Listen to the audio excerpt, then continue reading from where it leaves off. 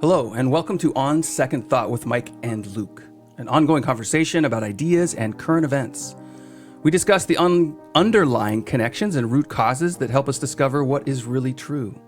We are working to develop an antiviral mindset in an age of spiritual illness. My name is Luke. And Across I'm Mike. from me is Mike.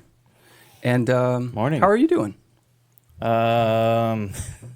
You asked that before off the air. I'd say C plus B minus C plus B minus. We just came back from with the old grading system. our big family. Wait, what's the old grading? No. Well, that a C is average. C is not average. a bad thing Okay. to be average. You know, that's no longer the case. C's get degrees. Yeah, exactly. Yeah, okay. We just came back from a big family camp out. They counted it up. It was 18 years in a row that our family has been camping. My wife's family and now cousins come and aunts and uncles. So I guess a family reunion. What kind of camping? Mountain camping, lake camping, ocean? Well, beach? this time we were in Florence at the dunes. Oh, okay. So lakes and ocean. Yeah, In the past, we've gone up to the east side of Oregon and been on it, but almost always a lake. Yeah. Rivers tend to be too cold, and if you have little ones. If you had to choose to spend 20 years, would you rather be on a lake, a river, or the ocean? I think rivers are the best. Yeah. The ocean can be fun if it's the right ocean. You know, ours is a little cold to get into much. That's true. Lakes, I find like water sports boring. So I love to swim. I want to get down underwater. So rivers are really, like we have some really clear, deep rivers in Oregon that I just love to get into. So, yeah. All right. Today we are going to discuss what's going on in our world and then maybe get a little deep on some quotes and some topics. So, Mike, you wanted to talk about masks. Oh, yeah. So I saw an article. First one I saw was Biden saying we're going to get vaccinated again. Now he's trying to say everybody's got to get this new jab. And then I saw there's a university in Georgia who said the incoming student thing, everybody has to wear masks, the whole campus. Yeah. And so that's the first one. There's been a couple others in the news since then. And I thought, okay, what's going on here? Why? Then I saw another article. Technically, there are some more COVID things, like right now, some new variant. And so, but the problem is that's not the real issue. I think if we're talking about on second thought, I think what's really happening is the Democrats need a way to campaign. They need an excuse to lock Biden in the basement or whomever. Oh, yeah. If it's Michelle, they want to lock her away too because it's really Barack running. But if it's Newsom, of course, I think he's his own, person who'll run. But wait, so you're saying this goes against the Newsom thing if they lock everybody down? I mean, yeah. Well, I think you have to view it as a multi-pronged leadership going on. I personally think Barack is the guy behind the scenes running the show, but I think there's a lot of people. I think there's a little bit of a chaos free-for-all. So you have, it's the Wild West right now. Yeah. You have whoever can take some forms of power does. So I think one of the things they're doing with the lockdowns is trying to create the scenario in which they can candidate the way they want to candidate, in addition to campaign, correct? Yeah. And then the second component of that is not just campaigning, but voting and counting votes. They want to create the kind of crisis that enables an easier way to cheat, which is what they did, I think, in 2020. Right, yeah. If that were What the do you case... think about that? Well, I mean, I could see that. I think Why crisis... else would masks coming back even be? It's a universally recognized that was a dismal failure. Well, that's the thing. It's not universally recognized, even though to us it seems so obvious. So, for example, this weekend I was posting about Trump and Vivek, and actually it was last week after the Republican debate. And a friend of mine who's liberal at best, right? Almost Portland liberal, I would say. He agreed that Trump is tired, right? And he was sort of like, this is the first time I've agreed with you, Luke, But I said, well, what if I could back RFK Jr.? Like, we could work together on that, right? So then we've got an alternative to both. Yeah.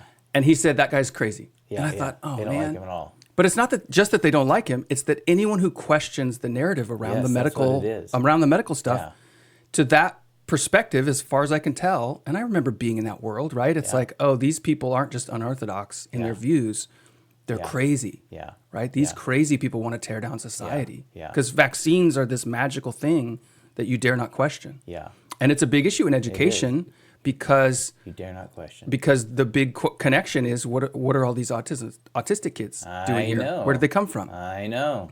And so we were trained, Controversy. and I was this way, that anyone who says autism and vaccines in the same sentence, you automatically push them Yeah. to the periphery, Yeah. like, oh, Yeah. that's one of those crazy people. Yeah. Because the science has agreed, but now the science is totally irreputable, it's unreliable, That's right. It's political. but not to those people, right?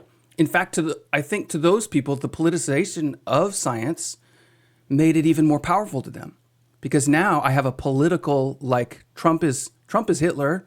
He threatens our very way of life, and now science is backing us. We have to back science. So do you think that how come they don't science abortion?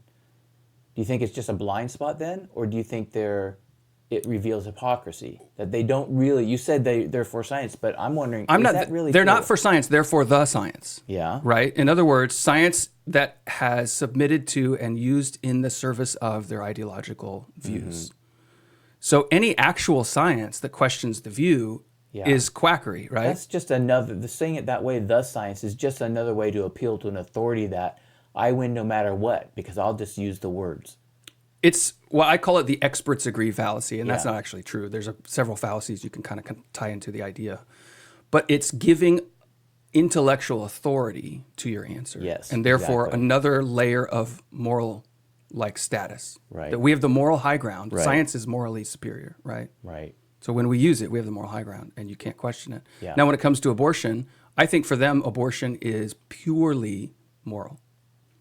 It's not science. It's not a scientific question. Anything they say is afterthought argumentation for our benefit, right? So like, oh, actually, it's just a clump of cells. All that stuff, that's all just like, I think I have to do this. I have to allow for this, and I'll explain it after the fact. And if anything, I'll explain it in the terms that the people who are against it have a hard time struggling, right, wrestling with. But that's not, that argument's not for them, it's for us. Yeah. Does that make sense? Yeah. Did you watch the debates? I did, yeah. So what did you? I did not watch them, but I read a bit about them afterwards, especially in terms of Martha McCollum and trying to minimize abortion. Martha McCollum, she was one of the hosts. Okay. Basically saying it's a losing issue is what she says. Right. So a lot of people are Which is attributing interesting that she says the midterms weren't the red wave that was expected, and Because people are of saying the- it was yeah, because of Yeah. Roe v. Wade Yeah. being overturned. Do you think that? I don't. I no. don't think it at all. I think. I mean, I it's think totally there is a wrong. lot of millennials who got motivated to vote, maybe, that who wouldn't have before. I think there's some data around that, because Sure. it depends. So here's the question, right? If in the past, or if in the 2020 election, we're saying there are 5 key cities where a significant number of votes were manufactured or in some way manipulated, right? Yeah. So if it worked in 2020, how far have they expanded it into 2022? Because we can't, I'll give my example. Here in our county, during the last election, during the midterms, I went and was a poll observer. The Republicans were really motivated to get people out there. And I said, I'll take a shift. And you go and you watch the count. And then I actually, after doing that, I brought my students from my school and we did a field trip. And we looked at the voting machines, the systems, how they count them, the volunteers, where the ballots go, how it's marked, how it's labeled. And it looks like a good system, even from the back inside room, right? And so I could still see that, like, it still ends in a computer, right? Yeah. But they have verification. They have every JPEG for every ballot that's been scanned. So you can see that it's verifiable. And the county clerk who supervises elections, right? It's an elected official in our conservative county. He very much was like, I'm not trying, I want Republicans to win, to say that our county is doctoring it. So you have,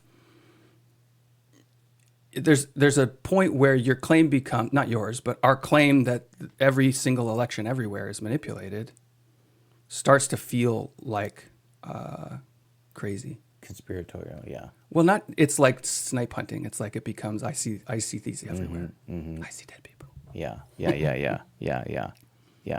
Well, I question, I don't think it's science, the abortion thing. I don't know how we got over there from science, but, because of mass COVID science.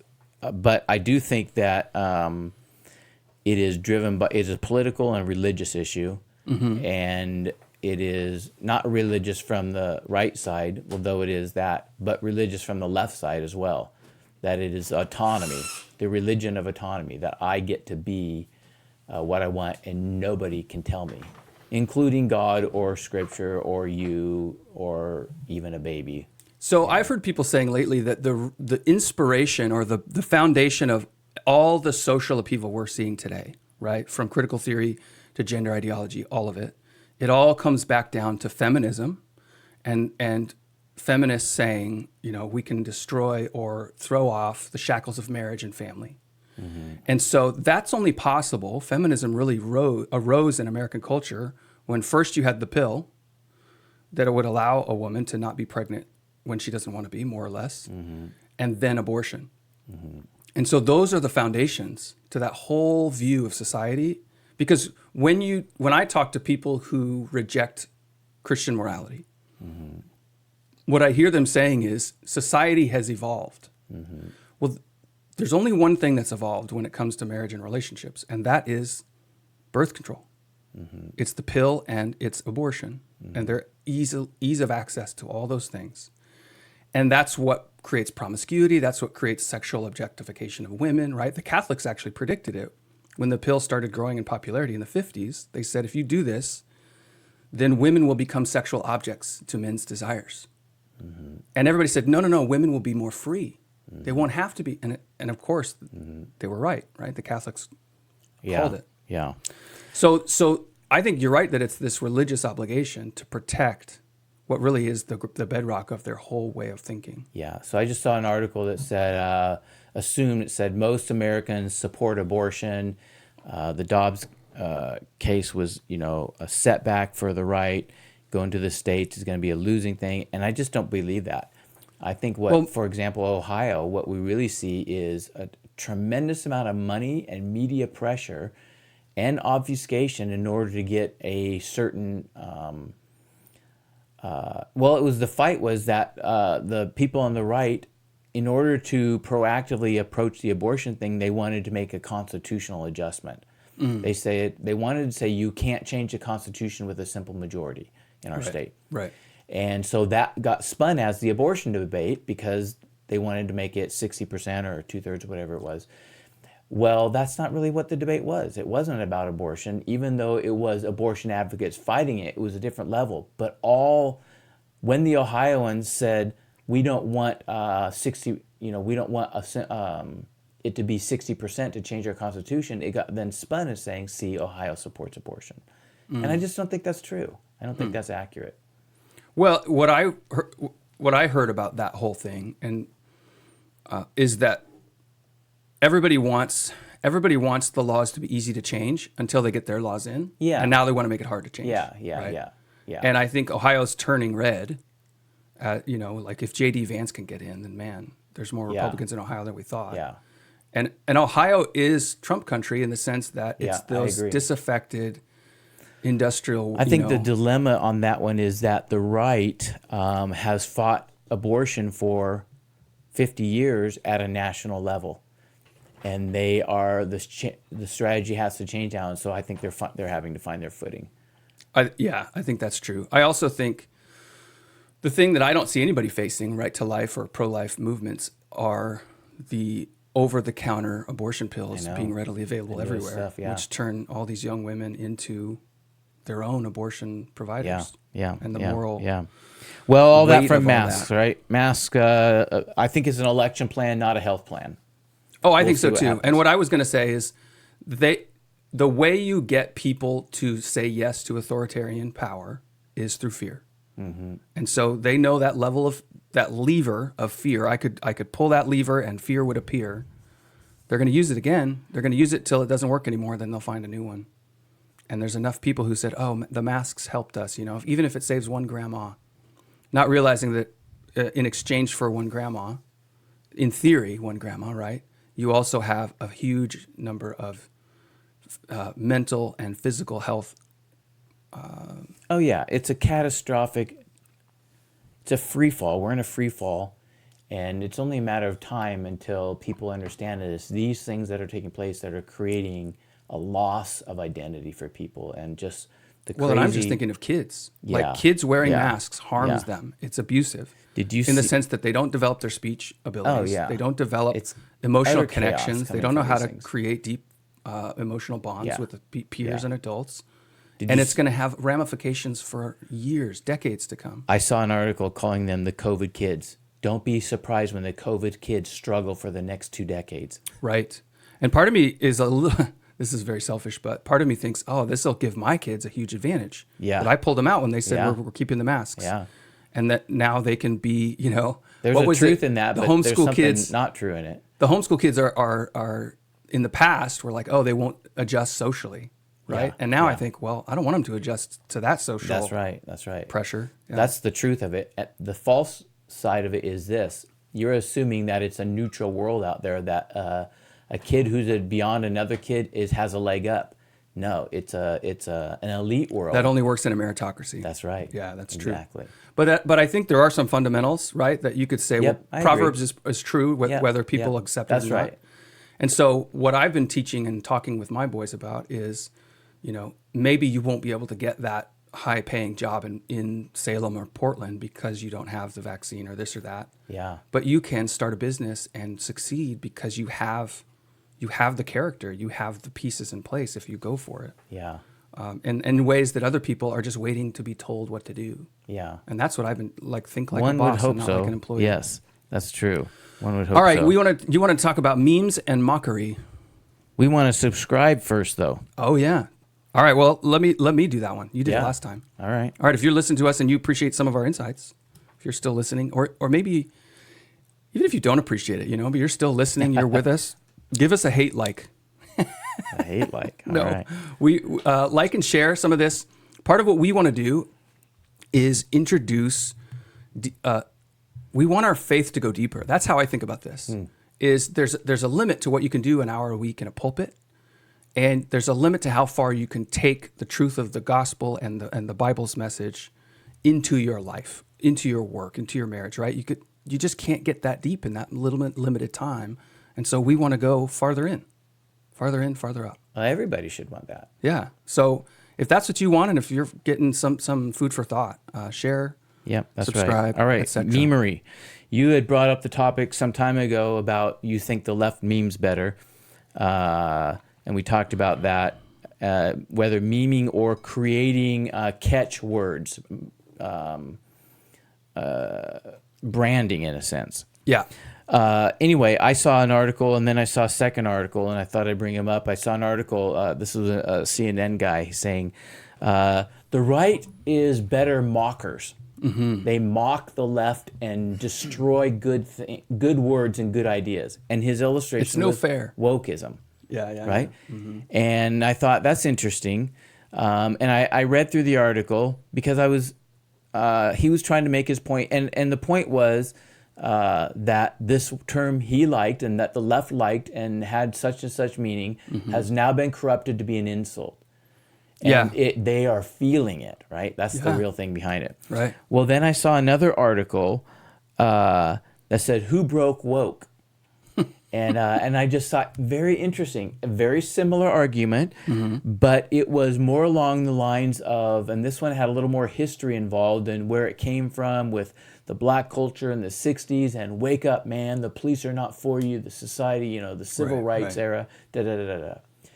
What I found most interesting about it is I thought the observations were pretty decent, actually. I thought the conclusions were just not accurate. And the conclusion being the right, it's not, I think they totally missed the point. It's not mockery. It actually isn't mockery. It's used now as mockery, but that's not what it is. What it is that the authors, both authors, did not realize. In fact, the one that had the history back from the 60s and the civil rights, I thought, you know what's funny? You guys are the ones who destroyed it by making it apply to every political agenda and every little small item you want to do. That is this monstrous, you could go down a list of a lot of things from the climate stuff to the transgender stuff to the rabid LGBT stuff. And you could make a large list of what the right has come to understand woke means. Yeah. They're the ones who stole it from the black culture in the 60s and the civil rights movement. Yeah. Used it for their larger political agenda, which is just a progressivism on steroids. And as a result, they garnered the mockery, but it turned into mockery only after success. It was first a recognition of the unifying factors of progressivism. And so when the right starts pointing out, that's the same thing driving your climate change, is the same thing driving your Greta, is the same thing driving your transgenderism. And as the right notices inconsistency and points it out and uses the left's language. Right. Well, it becomes, Then the left it's gets like a upset. one size fits all descriptor. Right? Yes, that's Yeah, right. Yeah. And I think there's some truth to that. What I hear in the whole thing, because I think mockery is important. I do too. And I think at this point, It is mockery at this point. Trump and mockery kind of go hand in hand. That's true, He too. unleashed it in ways that, and part of what it is there's an unsophisticated nature to Trump fans, right? They are kind of rednecks and backwoods and, Okay, or but just purposefully throw in- uncultured. Throw in, I agree with you, but then throw in, for sake of fairness, the little girl who says, "Why does the emperor have no clothes when all the audience of adults are pretending he's, regal and Yeah. striding around naked?" So yes, simplistic, okay, fine, but stating what is out in the open. But the other common side of it sense. is when you make fun of something, you do, like, if you make a joke about something that someone thinks is serious and then everyone laughs, the serious person never wants to talk about that again. Yeah, that's true. Right? That's true. And so then they try to Yes, that's ridicule and right. reply, but it That's right. sucks the power out That's of right. it. Laughter kills And fear. for the left, these issues are this is my contention. They're religious in nature. Mm-hmm. The reason they are so deeply concerned and upset by the stealing of the word woke and turning it into an insult, and it has gained traction across the whole U.S. Yeah. The reason they're upset is because it attacks a very fundamentally religious nature of what they're doing. Right. It is calling into question their very identity as religious people. Well, I would say maybe. I mean, they've been using words as battle fronts for a long time, right? That they're going to redefine and reorient words until you have to say their language to show that you obey. And so doing that in return or deconstructing their own language terms and their requirements is par for the course. And they'll just redefine another word and put it in its place, and it'll be the battle. I agree with you in general, but I think this is different, which is why I've seen so many articles recently. These are just the two latest. I think it's different because the woke thing is the unifying factor of all their things. That the current mode, woke, is the unifying factor, and it is the religious component. And I think that what's happened is we've turned the core of their idea into a mockery, and the core of their idea is religious in nature. So you're saying even if they stop using the word woke and say something else, it's not going to... It won't. It can't. No, It's because- lost traction. No, and it's not a branding issue or a marketing issue of the popularity of words. It's not like they're trying to redo it. I've seen several articles recently about corporations are getting rid of DEI words, Right. keeping the idea. But there has been a lot of the diversity, equity, inclusion jobs, right? That have been cut. that have been cut, Yeah, not just renamed. yeah, I agree with you. Yeah, so there has been Yeah. an impact. Yeah. I didn't realize this, but DEI is Latin for God. Day, Right? Yeah. The Imago Dei. Yeah. And this idea, if even if subconscious or even coincidental, that you're putting themselves in the position of God's, determining people's true. value and Yeah, identity. yeah. It's pretty deep. The DEI one that I came up with was DEI is an IED where you DIE. Yeah. All right. All right, so that kind of leads me to something. So I've been reading an old Francis Schaeffer book. So Francis Schaeffer was popular in the 60s and 70s as a sort of Christian intellectual, and he started a house. What was it called? The La Brea? Brie. Okay, and people would go there. Oh yeah, La Brea. The tar That's a pit. tar pit, yeah. People would go there and study and wrestle with ideas of Christianity compared to other ways of thinking. Switzerland. So his last book, is my understanding, was called The Great Evangelical Disaster. And in reading it, his premise essentially is that American Christianity in particular, or Western Christianity, has begun this slide into accommodating a culture that rejects God and his authority. And he predicted, and this is 1980s, early 1980s, that what would transpire in American culture is that the distinction between left and right would fade away, and there'd be an elite authoritarianism that kind of ascends to power in American culture. And now we're seeing that very thing happen. In fact, I saw a fantastic interview with the singer Oliver Anthony, who sang the Rich Men North of Richmond. Yeah. And they asked him, what did you think about the Republicans listening to your song? And he said, I thought it was great because that song was about them. Yeah. And he said, they think it's all about Joe Biden, but it's way bigger than that. Yeah, that's right. Yeah. But I saw that clip because a Republican was like, oh, we're done with this guy. We have to, because he's not loyal to Republicans. And I was like, oh my gosh. Yeah. You still think it's about Republicans. That's right. Right? That's right. Like, what are you talking about? Yeah. But at any rate, his premise, Francis Schaeffer, around Christians accommodating, and the reason he predicted that the elites would take on an authoritarian bent in America was because America had rejected God's authority. And so once you reject God's authority, you create a vacuum. And the authority was a moral one. And so Christians are sort of saying, well, it's not that serious, or your sin isn't that big of a deal. And it really led me into another question about what the Bible calls the error of Balaam, where it's Christian leaders who say and openly act like they're doing God's will, but they'll do it, they'll be accommodating to a corrupt culture if it gets them power or position or wealth. And that this is a temptation of all church leaders, but it seems unique in our time that it's becoming more common. Yeah. Of course, then Schaeffer, his big thing ran through all his books is the idea of the loss of the objective. And that's what he foresaw. He probably saw farther than many in those terms of this loss of objectivity, that there is an objective truth. Right. And he traced it out in art, he traced it out in philosophy, he traced it out in Christianity, and he started to see in Christian behavior in the churches, they're accommodating that same premise without acknowledging it. They don't believe in that premise, but they are acting according to it. Correct, yeah. They say they don't believe That's it, right. but they're willing to. So, well, and he why traces did you, it the to... great evangelical, why are you bringing that up? Well, that I think that's what is creating... So if you look at Republicans, right, I think you could break Republicans into religious Republicans, Judeo-Christian but really Christian, and then Enlightenment Republicans, who think that if we're just rational and educated, that we can create a good society. But the Enlightenment and Christianity are fundamentally at odds. Yeah, down deep they are. Yeah, and that's the split. And then on the other side, and what Schaeffer was talking about, the postmodernists, right, who have thrown off all objective reality, that's really the chaos forces of the... We got to talk about that sometime. I have a more positive view of postmodernism than you do. Uh-oh. Well, I think it's from Satan, so that wouldn't be hard to be more positive than me. I think there's some bad things and some good things in it. Okay, I'd be interested to hear that. Yeah. Okay, well, the reason you mentioned that is you're making a recommendation. We're trying to give a promo. Oh, that's right, yeah. Well, I mean, I would recommend this book. I'm not done with it, though. I don't know if I can recommend it quite yet. I'm working on it. But you're enjoying it. I am, and you like podcasts better than books. I know. I just have these books sitting around. I figure I should read a couple of them.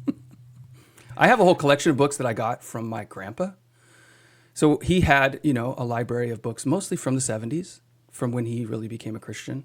And when he passed away, nobody wanted them. And I got to go through. Nice. And so it exposed me to, that's where I found out about Watchman Nee and a lot of the popular in the 70s Christian thinkers. And where they were coming from. Yeah. Well, I just got a new book, but I haven't read it yet, called Providence by John Piper. Well, you wanted to talk about Providence. That's why I mentioned it. I'm segueing. Nice segue. Thank you. It's about a 400, 500, 600 page book. It's huge on the providence of God. Okay. Providence is a very difficult topic, but here's all I want to bring up today on second thought is the question. I saw an article about the Dodgers Stadium with the flooding in California and the rains. Yeah. Hurricane Tropical storm Hillary. Of course, yeah. Lots of jokes. I was actually surprised, to be honest, that the name propped up. That the government is run by leftists, and I thought, why would they pick the name Hillary? Don't they know how many jokes they're creating by doing such a thing with a destructive force of nature? Anyway, Tropical Storm Hillary floods Dodger Stadium And I see an article in a conservative news site that says, look, Dodger Stadium's flooded just weeks after they reject God and the Catholic Church and have these LGBT pride days that see the judgment of God.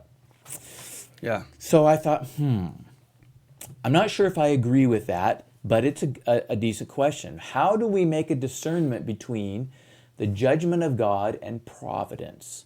The providential actings of which are things that are not necessarily judgments, though they can be, but they are, well, actions that are bad, but don't necessarily qualify as judgments meant to get the attention in a particular way. All right, so I think of providence as... So you have... And I just want to define it. Okay. Okay, so I think of providence as a positive intervention on our behalf that would seem almost to be coincidence if it weren't so consistent. So whenever I think of the word providence, I think of the founders, because I read it so often in my history studies that, that, for example, George Washington was never harmed in any battle that he was in. And it was thought he was shot at from close range. Yeah. And his enemies often said he can't be killed. Yeah. And he attributed it all to providence. Right.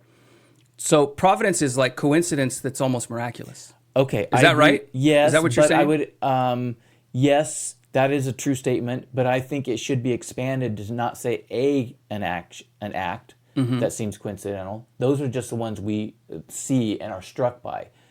I think theologians would end up saying providence is every act we see is providential. Kind of the sovereignty. It's the sovereignty idea. Issue, yeah. But it extends it away from the question of the purpose, the person, the will, and it goes in a little bit of a different direction. Okay. But I think the reason this is an important question is because not only did he have the flooding in California, but the reality is we just had something happen in Maui. Yeah. And I saw a similar bent to some things in articles in that, though not as outright. And I remember 9/11 being talked about, the judgment of God, the Twin Towers, the financial centers of the proud Americans. And you might not be old enough, this is where my 10 years might get you, but 1987 when the Challenger is blown up.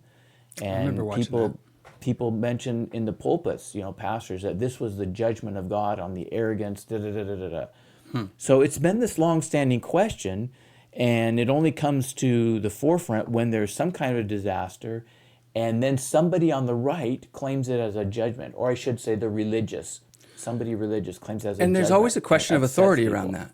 Like, because I remember as a young man reading the Bible, and the Bible will often really openly just say, this bad thing happened because this king was corrupt. Yes, that's right. And so it sort of leaves this door open of saying maybe it's not all bad things. Yes. But maybe so how do who we make decides? A discernment? And that's where the role of the prophet becomes somewhat important, I think, in church, is to say, well, there's someone whose job, or maybe many people, right? Because we're all called to prophesy.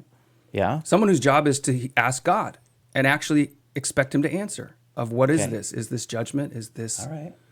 Is I'm okay this with Satan? That. Right? How do you? But you're also supposed to test the spirits, and the prophets are not to be heard. In the New Testament, prophets are not to be heard carte blanche. They're meant to be questioned, submitting, and agreed to if it seems right. Yeah. So it would seem that the model of church laid out by New Testament, especially the Apostle Paul, is that someone is to bring the word, right? Someone says, God told me, but then the elders of the church where that word was brought, their job is to judge it, to say, you know what, that doesn't line up. That's true. That doesn't seem right. It's every individual's right and responsibility to make a discernment of action based upon it. So, for example, Paul is told by some prophetesses, which is Stephen's daughters actually, don't go to, they come in and the one person binds up with a belt and says, here's what the Holy Spirit is saying for you in Jerusalem. Yeah. And you get the idea that the prophet thinks, Paul, you shouldn't be going. He doesn't take it that way. Right. He doesn't dismiss the prophet's words, but he thinks he's supposed to go anyways. So he has the right and responsibility to hear the word and account to God for his behavior in response to it. Yeah. And it may not be what the giver thought. That's right. Yeah. Yeah. A little different than Old Testament prophets. I think that hangs up a certain portion of the church. So that story's in the book of Acts. Yeah. And it's sort of leading up to what becomes the end of Paul, right? That he goes back to Jerusalem and there he is arrested. And we think he never actually got out after that, right? His trial accelerates all the way to going to Rome. Yeah. and if remind me, but I remember in that passage that those women who were prophesying by the Spirit of God. Right? It says that, yeah. And their prophecy seems to be a prediction. This is going to happen to you, and their prediction came true. But they themselves then said, "Therefore, don't go." Yeah. Right? I And the agree question with that is, distinction. was the Holy Spirit telling him not I to know, go, or simply telling That's him what would why happen? I want to just make the point. Old Testament prophets and New Testament prophets, there are some differences. But let's not get caught there. Okay. Let's get your first answer to my question in providence or judgment was to say prophets. That's the point of prophets, is to make statements. You have to hear God. That's interesting. I would not have said that. I don't disagree with that at all. Well, discernment, wouldn't right? have been my first. Would you say discernment is what? Because discernment is something I would put under the umbrella of prophetic gifts, if you can do that. I don't know that Scripture does that, but that's how church went. I wouldn't be opposed to that idea, but no, that's not the. I would have said discernment, but not in the way you're meaning it, not as a spiritual gift, but I would have said discernment as my personal answer to that goes in a different direction than yours, I guess. I don't disagree with your answer, but I just wouldn't have come up with it as my first approach. My first approach would be this. The reason we know differences between providence and judgment is because when it's a judgment, God wants us to know it's for our good. And like any father, when he wants to give a hard thing to us for our good, he's not going to leave us in the dark as to, is this for our good or isn't it? He's going to give reasons with it. Right. And that could be prophetic people, or it could be friends, and it could be your own. It could be guilt. It could be you identify something that I did wrong.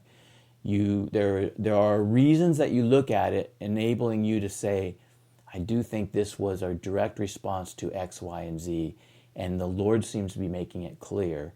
So I think I need to listen to it in the line of judgment and correction, rather than in the providential line of it's a bad thing and God doesn't like these, but He's ordering a sinful and broken world for the good of the ones He loves in mysterious ways, and I just have to move forward.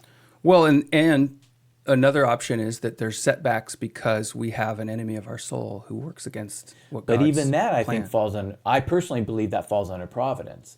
Even though He acts of His own will, it's nevertheless, in my perspective at least, still under the providential rule of God. Right.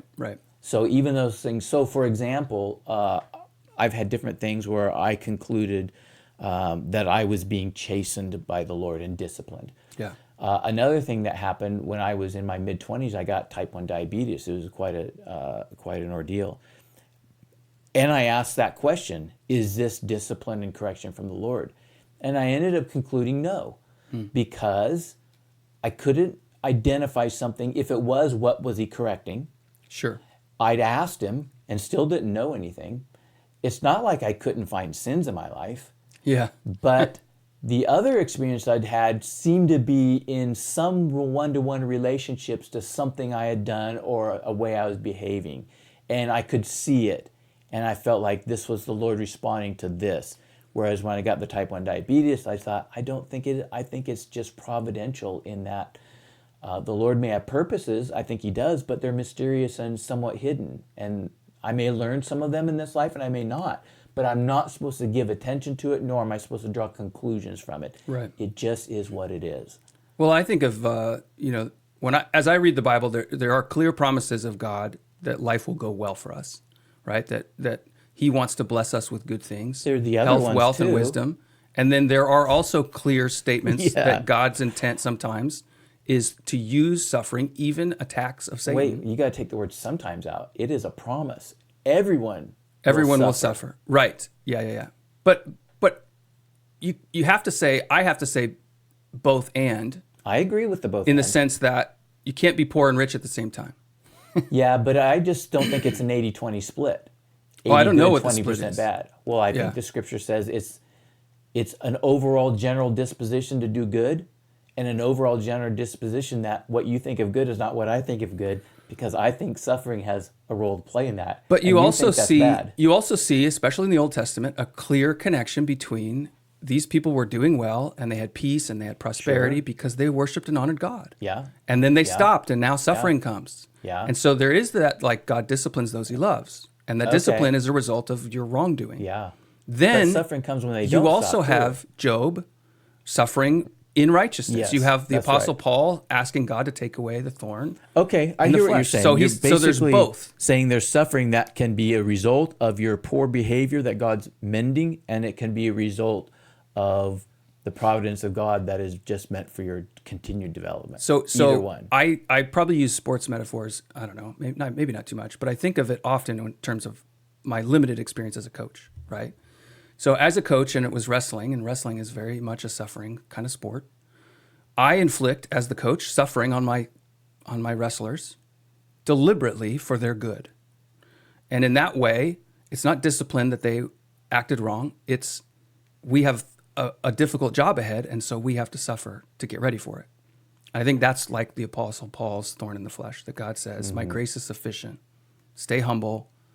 Yes, This is I what you're agree going to with that. endure. Paul right? didn't do anything in particular that's... But at the same time, if Yeah. you have a kid who's a slacker, who's not pushing himself, Yep, or maybe yep, he's just not yep, experienced, yep, I agree. when he gets onto that mat, he's going to suffer in a sense that you weren't prepared and now you get hammered. Yeah. And that's a different Yeah. kind of suffering, Yeah. right? Yes. But if he was that's prepared, if different. he does succeed, Yeah. he's going to get victory after victory after victory. Yeah. And in that way, it's a That's blessing. more like the reap-sow law. Yeah. Suffering. Well, and I think there is a connection when agree. you look at how the nation of Israel was treated by God. It is a reaping and a sowing, right? And That's true. you honor God, you reap But some there's blessing. a reaping and sowing that is because a person has turned from God in a specific, or because they have been negligent. Right. There's a little difference in the measure of guilt. Negligence is clearly less guilt oriented, or guilt.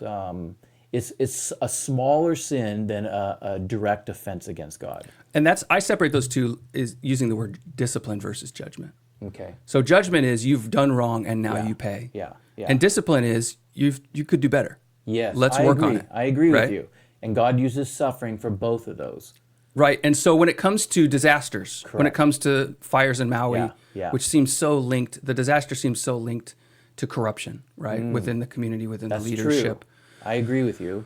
But we're talking about corruption as well with the Dodgers and their moral corruption that they promoted. a little different. Right? One's negligence, and the other is offensive action. But what I see, and I want to use again that New Testament model of elders sitting in judgment over whether this is discipline, judgment, or providence, or just happenstance. Like, man, bad things happen sometimes, right? Yeah. And so to say, I want to look for the consensus. So this or that preacher is calling on AIDS as the judgment of God on the gays, right? This is the message of some preachers in the 80s. But is that the consensus among Christian leaders? Yeah. Or is it a couple of crackpots who get a lot of attention? Okay, so let's say you and I are in a church together. Let's say we're in Maui, and you say, I'm called, I feel a prophetic voice coming, and so you speak. I think this was God's judgment on the neglect of our civic leaders, okay? Sure. This is what I think, and you tell me if you agree. I think that when you say that, it's my right and responsibility both to hear that and make my own determination if I agree with that. Correct, Just yeah. because you say the Lord tells me, I may think that's true. It may spark something in me that think, But I'm also looking for, well, if that's the Lord, what are the reasons for that? Yeah. What are the somewhat objective components of that revelation that would be persuasive to me? Yes. Do you think that? And not only Yeah. that, I think it's every individual's responsibility to Yeah. sit in their own judgment, Yeah. right, over what Yeah. they're hearing. I think it's the elder's responsibility to establish a seat of public judgment, to say, actually, we don't agree as elders, and I we're agree going to with you on announce this. that to the church, that we don't think that was God. And Yeah. when If I the read man 1 brings it up Corinthians, in a public way like that. correct, yeah, public, assuming all Yes. prophecies are public on some level, right? Otherwise, you just have a feeling. Yeah. So then that public, like when I read 1 Corinthians, it would seem that judgment, like let's say I brought the prophecy and you disagreed and you sat in a position where you needed to make Yes. that public. Yeah. It doesn't kick me out of the church. No. Right? Absolutely. But it's this interplay. And I Yes, that's see right. that all throughout the book of Acts too, that they would say something like, we all agreed with the Holy Spirit that this is how we should And it doesn't go. say you don't get to prophesy anymore. It's like this interaction. It's none of that, yeah. And it's a balancing of all of us. We all Yeah. agree, right? It's Yeah, that's right. the sum of his word is Yeah. truth. Yeah. So we each bring a part. And there's also a difference between what the church does as it's moving forward and what may be happening within different sectors of the church. So, for example, if I'm a part of church leadership and a man brings a prophecy and we say, as a church, we don't think this was from the Lord and we're not going to move in that direction.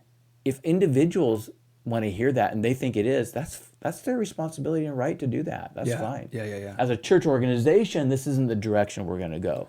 We might even be wrong, but it's our best discernment that that's not what we're going to follow. And so what I wrestle with is, as an elder in our church, right, is have we pushed so much formality? You know, Americans too are so averse to any kind of awkward pauses or feelings of boundary infringement.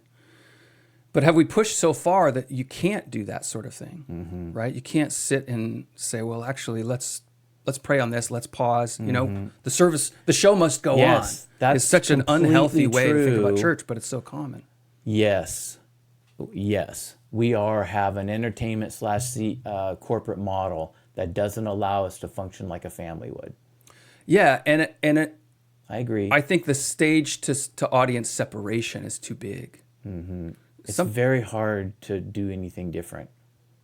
Because people feel uncomfortable. Yes. And then they start to push back, or they just retreat. Yeah, but what's pushing back gonna mean? There are a few people who push back, but pushing back means I'm going to go to a They different just walk church. off. Yeah, that's right. Right. Well, or they go complain to, there's all sorts of ways dysfunction expresses, right? Yeah. But it might be that dysfunction is it's also a risk you run when you do sit in judgment over somebody's heartfelt expression, right? I think God spoke to me, and now I'm going to get torn down. I have Why this would I bring that loose again? theory over the last few years, and I haven't fleshed out too much, but it's this little tantalizing idea. I get this sense that as a church, as churches, as God's people, the number one dynamic in our Christian life is all the troubles and the problems that we have within ourselves, but in this context, with other people. That church is primarily about navigating problems and hurt relationships and hurt feelings and upsetness and disagreements and arguments. Yeah. And learning how to be not passive aggressive, how to be confrontational, how to be letting go, how to be loving, how far to chase, how far to stop. All those things that are even actually skill-oriented and experience-oriented, but are incredibly uncomfortable, and that our church worlds, we are in many respects, because we have such liberty and prosperity in our country, we are immature children. If you go out on an island, and I lived on an island in Alaska, 200 people, there's one church. Right. All the denominations, and you don't have the choice to get your feelings hurt and go to another church. Well, and what's crazy is nowadays what you do is you just move.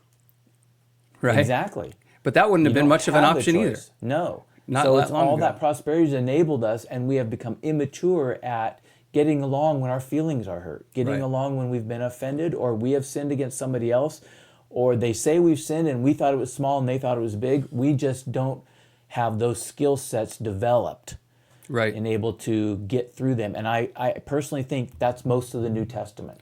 It's if the centerpiece of the gospel of Jesus is to restore us to right relationship because we've wronged God, Yeah. then you can't. Then the centerpiece of application is to deal with wronging each other. Yes. That's all there is. And that God's attitude and viewpoint of it is this: okay, we're in right relationship. His arms around us. He goes, now let's go learn to work this thing out. Yeah. Yeah. It's okay. Oh man, you really they get really mad at you, huh? Yeah. Well, you need to go and ask them to forgive you, or you need to go. You got your feelings hurt, and you're not bringing it up. As soon as I just said this, I thought of one. I'm supposed to talk to you. I know I'm supposed to talk to you. I might be putting it off.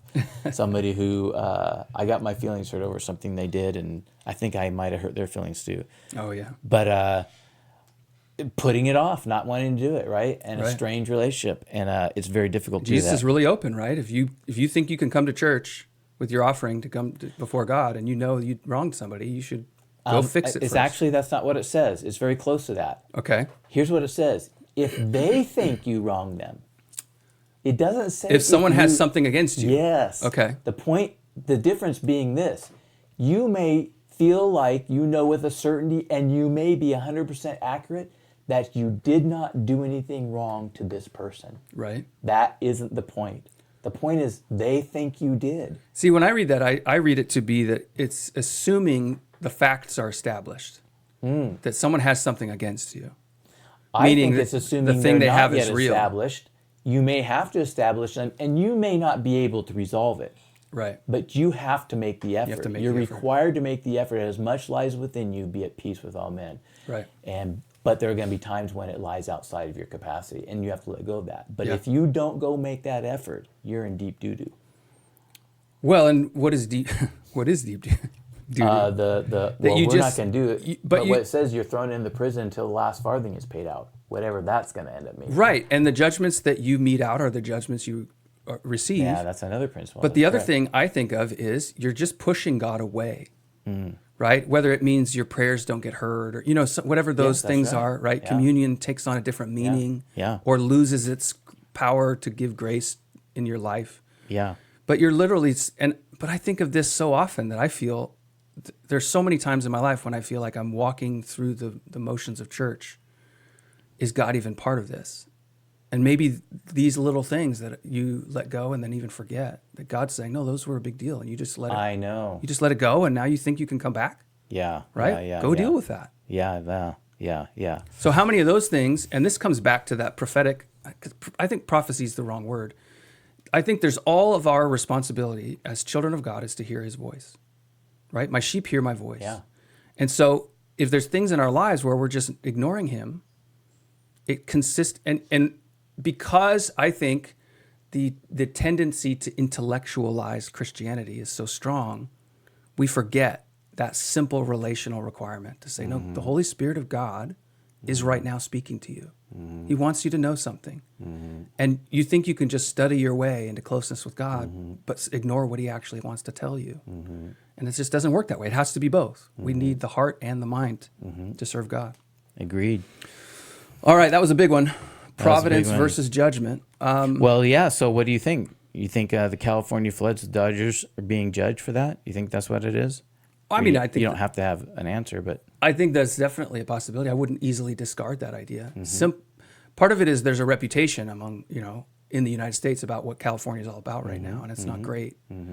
Are there godly people? If it just takes 10 people left in Sodom for God to preserve it, well, there's certainly 10. There's more Republicans, which is not necessarily a great measure, yeah. but there's more church-going Christians in California who love and serve God by far than there were in Sodom. And I agree with you. So I look at the Cali one and I think to myself, well, is this judgment or providence? Can I identify anything that God would want to correct? Well, yes, I can. So, But you can do that forever, yeah. No, you can't necessarily. Because on the Maui one, for example, I differ. I think it's negligence. I don't think it was a positive Which sin one? against Maui. Maui, the okay, fires. yeah. I think it was negligence. I think it is the result of poor behavior that is negligent behavior rather than malicious behavior that is anti-God. Right. A similar one, for example, I think that what we're currently facing is the result of deciding 50 years ago that we're going to legalize the murdering of babies. Yeah. I think you can identify something in the Romans 1. He gave them over to do foolish things. I think that's what we are. Right. It took 50 years. But so that now would it's put any manifesting. disaster in the U.S. as a form of judgment. Well, possibly. Which might not be, I don't know that I would disagree, I to be don't, honest. yeah, maybe. I didn't think the same thing about 9/11, for example, that it was connected to abortion. But I did abortion, think there was there's fewer potential. abortions now than there were in 2001. Like the number's Okay. gone quite a bit down. But my point is that I think the judgment also, if there's a judgment and a chastisement, there is a relational connection to the offense. So, Okay. for example, that it was 9/11 and the Twin Towers and the economic things, and that it was Arab nations that have a religious component against us, but more so than that actually, in my opinion, even though that could have been a part of their motivation, that wasn't necessarily the God part in it for America. The God part in it is that the world looks at America has been on a pathway of becoming an oppressive agent in the world. Yeah, Oppressive in right. its military activities, in its addressing of governments and the freedoms of people, and in its financially being a bully. Yeah. And I'm not saying that prosperity is evil, but we have begun to use it in more evil ways than we did at prior times in our history. Well, so I think of what the phase we're in now is that the CIA and the like are doing in America what they've been doing in the world I completely for agree decades. with you. Did you watch the RFK interview with Tucker? Yeah. It was exceptional, and that's basically what he said about the overthrow of governments and what their fundamental. Well, that was one of Obama's big changes that went under the radar. You know, Bush's was the Patriot Act, and that gave license to huge amounts of intelligence gathering within the Whether United that was States. intended or not. Oh yeah, well, I think it was, but what Obama did was remove the restrictions on government agencies for aiming propaganda at U.S. citizens. Yeah. So now that's full on what we're engaged in now. Yeah. I agree with you. Speaking of Obama, all right, can I ask another question? Sure. I want to ask this question. This is a little bit sensitive. Okay. This is non-child. This is adult-oriented topic here. All right. That's the warning for those listening. What age? Like 14? I don't know. Deviance. Whatever you determine to be an issue that a kid could listen to, deviance. All right. Because that's the question. Okay. Parents have been warned. Parents have been warned. We see, fact given, we see the LGBTQIA plus. 2S. 2 S's after that. No, it's just 2S, like the number 2. Number 2S Two before the spirit. plus? Two spirit persons. Before the plus? I don't know. The alphabet. Yes. This is another one of those mockery points. It is. And it's pretty decent. But anyway. Some things need to be mocked. That's correct. Per Elijah. There's our biblical reference. That's right. In any case, we see a deviant sort of behavior that is being accelerated, being promoted, being not just accepted, but aggrandized. In any case, we see something that is deeply disturbing and deeply broken. Okay? That's the given. We don't need to go into a lot about that. But here's my question. I think you read, because I think we may have talked about it briefly. I don't know if we did off camera or not, but did you read the article about the biographer of Obama who, and then it got picked up by the news about his deviancy and his life, that his dreams, my father's complete fabrication. Yeah. That the life of Obama, some guy that did these fabrication specifically around a relationship he was in college. Is that what you're talking about? Yes, the relationship in college, but in particular, the creating the image he wanted that didn't comport with the facts of his life. Right. So in any case, but yes, highlighted on this relationship. So this person is was an Obama supporter. Okay. Wrote the historian. The historian wrote a biography about Obama that was supportive. He was. It's interesting. Who's the guy down in South America? The guy who did the whistleblower, Greenwald. Glenn Greenwald. Oh yeah, he lives in Brazil. Brazil. It's interesting the number of reporters that were left of center, and maybe a decade ago or 5 years ago, quite left of center, but they had some devotion to objective honesty, right? Even if we think it was a point of of pride. Yes, even if we think they're left of center, and now they're our friends and allies, right? Yeah. Because they're still left of center, but they're saying this is crazy what's happened, right? Yeah. Anyway, this reporter, this biographer was like that, had an element of principle. So he writes this thing and he uncovers some stuff and he makes some insights, but then he writes another biography because he finds this girlfriend.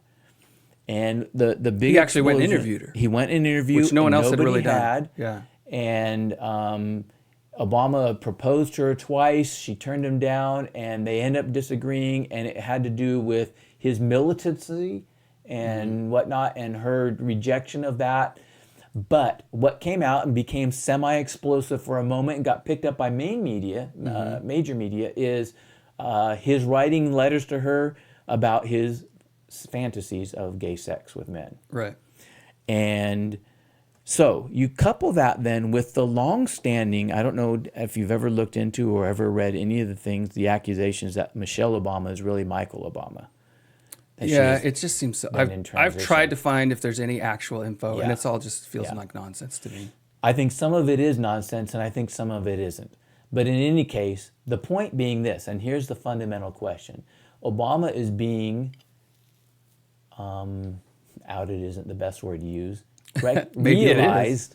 Recognized as having a large, major element of deviancy Okay. in his own personal life growing up. Right. Then the article that writes, the guy who writes this article, there's another one, and it talks about 6 relationships that Obama has been in. That the author asked this question: were these fundamentally sexually abusive relationships towards Obama? And some of them are as a kid, yeah. Yeah. And that's the article, which I didn't print out today, that you'll see highlighted in our show notes. But got me thinking about this. I have no problem believing this about Barack Obama. Okay.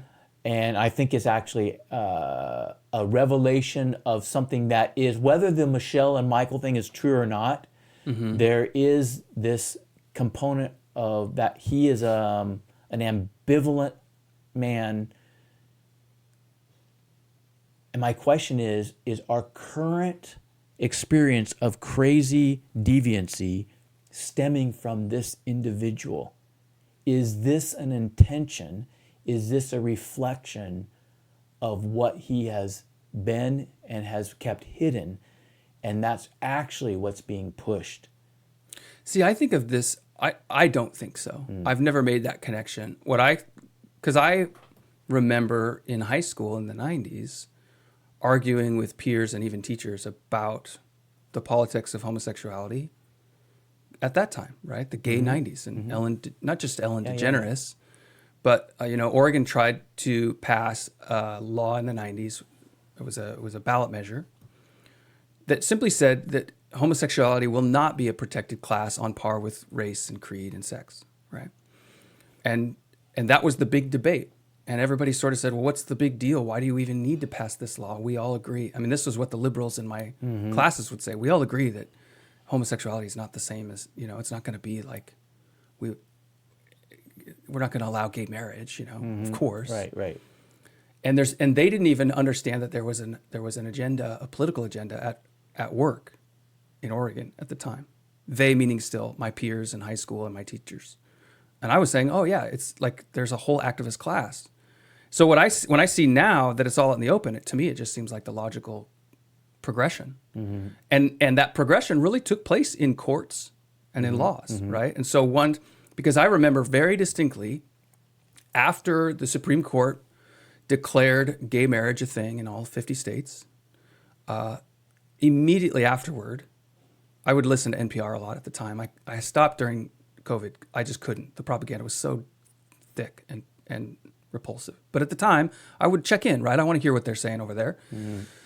And it was like instantly that week, I think I heard 3 or 4 news articles about transgenderism. And I said, oh, the next card, like they dealt that card, now we're going for the next one. And we're just working our way through the hand until we get them all out on the table. So to me, that's exactly where we're at. Well, I agree. And obviously the 90s predates Barack Obama, right? Yeah. And that's part of your argument. So I'm not making the argument that he's solely responsible for this entire shift and drift of direction. What I'm believing, what I think is that you have an individual that is, how about I'll use the word radicalized, but in its non-Middle Eastern idea, but he's a radicalized political individual and a radicalized sexual individual. Okay. And that both of those have been hidden, that he has actively sought to hide them, and that he has been working an agenda as best he can in order to, in his words, fundamentally change America. Right. Fundamentally change. Well, in what fundamentals? And I think out of his own in personal radicalism, it is to sexually fundamentally change America. Yeah. And to make deviancy normal, and then sexual deviancy. And then secondly, the radical, I think there is the political element of Islam and Muslim doctrine and the destruction of the West and America as a Christian nation in order that a Muslim radicalism of destruction would be able to come in and destroy. And then the third piece is, I think he likes destroying. He made a braggadocious statement at one point that he says, I never knew it when I became president how good I was going to be at authorizing our government to kill people. And he made this literal statement. It turns out I'm really good at it. Right. And it was with drones, the drone killing. Yeah, And he certainly struck was. me at the time as something's off with this statement, but I didn't know what.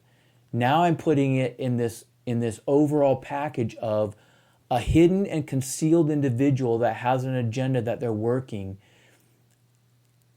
that is radical and is very destructive, and that it's an intentional thing.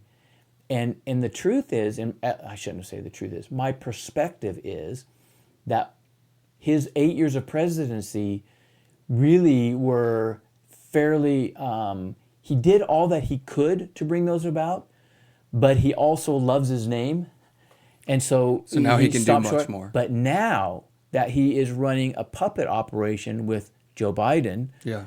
and I think he would love another 8 years of a puppet operation, he actually gets to let go completely. Right. That's my take. So having been in a lot of trainings by people who are as radical, I think, as anybody like Obama. Okay. Right. So I'm thinking of education trainings where the DEI trainers come in, and what I see is I feel like I understand the perspective pretty well, and that is that if the system is so corrupt down to its core, then we have to tear it down. And I hear Christians now saying this: if America is this corrupt, then the only hope is to tear it down and start over. And I think that's a logical conclusion if you believe that the system in place is irredeemable. Now, so what that brings me then with Obama, because a lot of this is theory, right? We can't really psychologize someone who makes public appearances. We don't know. We don't know we can't read his mind. True. But assuming that what he says and what he believes about, goddamn America, right? Not God bless America, all that kind of quotes that he grew up hearing and living in, and that radical communist agenda, I assume that's all true, that he wants to tear it down. Yeah. And that, and rebuild it in the image of his own religious outlook. And all your values, all your ethical behavior is an expression of your genuine religious outlook, whether you know it or not. Yes. You behave according to what you believe. Yeah. Yeah, and that's why faith without works is dead. Because you don't actually have faith if you don't change your behavior. I agree with all that. So here's the question. Reconcile for me in your mind, how does this match? So you have the sexual deviancy, whether it's connected to our thing or not, that's my supposition, but you have this, that does not comport with traditional Islamic doctrine. I don't see the connection to Islam. So here's the thing. If he has same-sex attraction, right? If he's actively homosexual, I don't know how that's to me one of many things that undermines the biblical view that maybe he portrayed in the beginning, right? He kind of portrayed himself as I grew up going to church and I'm not really for gay marriage, and all that shifted, and we kind of knew it, but most people didn't when he first got elected. Part of what I think is, I heard somebody say this about Epstein Island. Why is Epstein Island such a thing? Or why do the elites now in pedophilia, or maybe they always were, and we just didn't know? And I heard a really interesting thing, which was that if you were in the 80s or even earlier, let's say 70 years ago, you're a politician and you're closeted homosexual, and someone finds out, they can leverage that against you and make you do what they want. Nowadays, if you're closeted homosexual, if you're not a Republican, they can't leverage you with that. You just say, oh yeah, I am. And everybody goes, oh, okay, he is. And then they move on. Except if you would happen to be a Muslim. But even that, a death sentence. In a Muslim country, but in the US, it doesn't matter. Okay, it doesn't matter. So it won't affect you in the US, but it would from a worldwide Muslim perspective. That's not an acceptable. So what I'm saying is, I don't see anything about Obama being gay that would put him in a higher rung of deviancy than Bill Clinton being a rapist and a pedophile. Do you know what I'm saying? Mm-hmm. Which, I mean, how many flights did he take to Epstein Island? How much, his painting on the wall in Epstein's apartment. But George Bush's painting Okay, was on so the wall that's a too. good point. What if it was this? What if I'm just spitballing here in response to that when you throw out Bill Clinton? What if the element of... So Bill Clinton's sexual deviancy, he still believes it's morally wrong. Okay. He wanted to do it, but he's not of the persuasion that I What do want to you base make a that on? merit. Because he still has... He abides by an element of shame. He abides by an element of repentance. He talks to Billy Graham. He abides by the norms that have ruled our country in that category for 200 years. Only publicly. I agree. So here's the trick. I agree. That I think is that even Obama abided by the public rules of things. And I But think what why? you're right is that now he doesn't have to. Supposing that he's running the puppet government, right, which is a big supposition. There's not a ton of evidence, but it makes perfect sense to me. Yeah. If in fact elections are not significant anymore, we don't have to worry about that. They're Yeah. handled. Yeah. Well, then any politician can do whatever they want. Yeah. But I disagree in this idea. I'm tentatively disagreeing. Clinton, his political perspectives are not hampered by his being a philanderer. And so he does, I agree, he does it publicly. Well, they were in the privately. 90s. Well, no, what I mean, they're not, no, they hampered him, but there's been lots of political people who are philanderers. Johnson is philanderer, Kennedy's philanderer, but if But it you're wasn't public knowledge. I That's what I'm saying. understand, but what I'm trying to say is that the gay part does not mix with the Muslim part. That is But not where's the Muslim consistent. part matter in America? I don't understand. It doesn't. It doesn't matter in America, but it matters.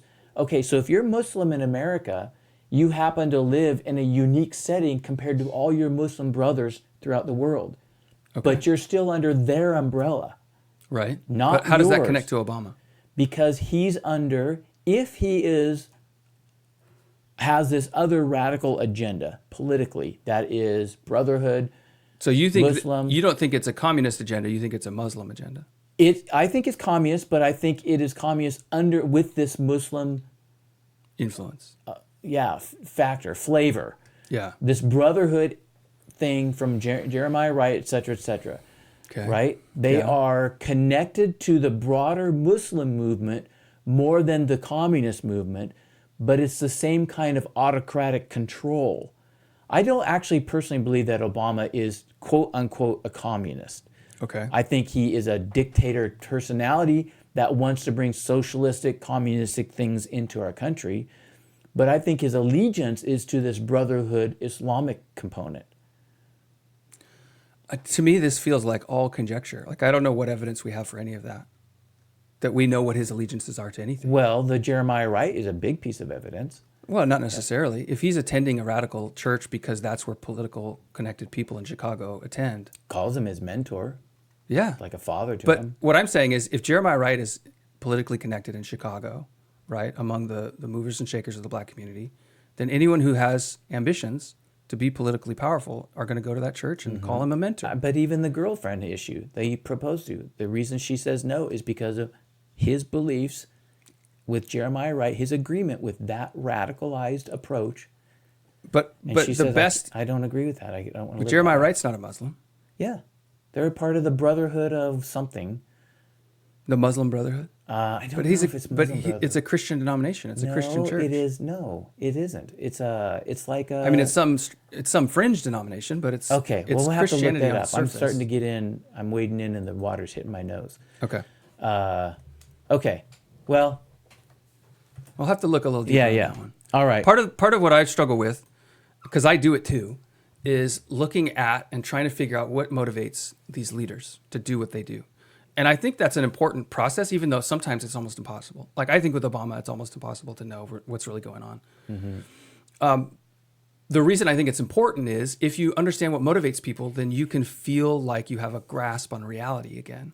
Because when chaos reigns, everybody's trying to figure out what's going to happen next so that I can predict and feel like I'm living in a sane world. And the world feels insane. Yes. So we're all trying to psychologize, and read minds, and that's a really limited ability to do that. I think in the first century, when the Christians are being thrown into the arena, first of all, they're getting thrown in. That's fact number one.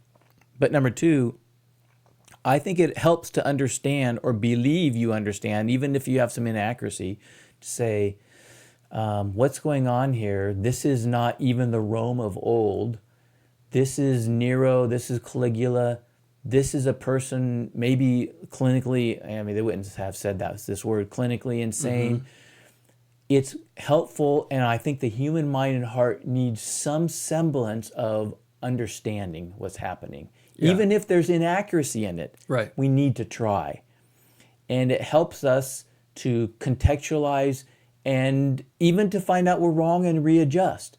But the absolute unknown is even more terrifying. So I think we have a great desire to have an understanding, even if it's deeply painful or difficult. So the risk I think we run in focusing too much on Trump and Obama and the presidency is it takes us out of action in local matters that could have a big impact, right? And so, like I was just before we started, I was reading a local state reps update on how the last session went, and every Oregon insurance company is now required to provide free to 15-year-olds and up gender transition care without parent consent or knowledge. So a 15-year-old can now get free of charge, not just through the Oregon Health Plan, through every insurance company. Doctors are required to provide it. It's that sort of depravity that we can say, well, it's this or that movement on a big scale, but it's also locally, if we were to get more Christian-minded politicians, we could change that law. Like it's our law, it's in our state. It feels to me like what happens in Congress, we have so little say over. Yeah. And when we focus on things we can't influence, I do it too. I'm not saying, I wrestle with it. Yeah. And it's like, okay, at the same time, reading the local legislative packet is so boring. And there's so much excitement and drama around who's going to be president. But it's sort of designed that way. It's a marketing scheme. That's true. Okay. All right, we are long past an hour, so I just want to say thanks. If you're still listening, give us a 5-star review. Go on to Spotify or Apple Podcasts if you're still there after they dropped. Did Glenn Beck ever get back on? I didn't read anything. I'll have to go check. Yeah. But I think they put him back on. But if you're still on there, give us a 5-star review. Send us a question. If you're on YouTube, ask us a question. We want to discuss things that matter to you guys. Let's next time. Did you see in the notes Christian nationalism? I'm ready. You're ready? I'm ready. Okay. So next time we'll have some Christian nationalism conversation. All right. That'll be like a G3 conference. All right. Until next time, think again. Yeah, we'll see you.